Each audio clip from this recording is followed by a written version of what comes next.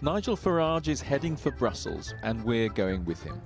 His goal is to get Britain out of the EU, and he's never been closer to it. On the way, though, a detour. He's an enthusiastic historian of World War I, and he's decided to take us to a German cemetery, which prompts the obvious question. I mean, Nigel Farage, here we are, evidence of what happens when Europe goes wrong, when countries go to war. Hasn't the EU at least helped to ensure that this doesn't happen again?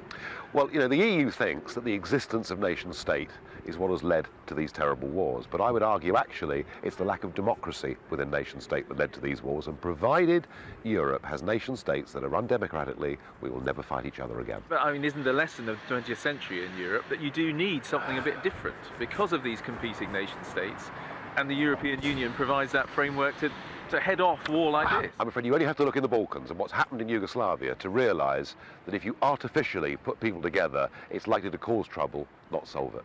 Meanwhile, some sixth formers from Cumbria have appeared. They want his photo and seem to know who he is. In the corridors of the Parliament, he bumps into a Conservative MEP. You are going to stop the British people giving a referendum. David Cameron has said he will have a referendum on Europe. Ed Miliband has not. So Nigel Farage tells me his aim in these European elections is not to beat the Tories, but Labour.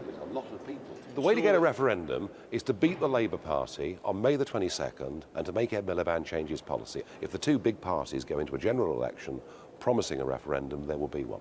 It's the Labour Party that we're really going to focus our resources and time on over the next few weeks. Hello. Hi, one sec. And the polls say UKIP could win next month's European elections, but whatever happens on Europe, he's already set the agenda.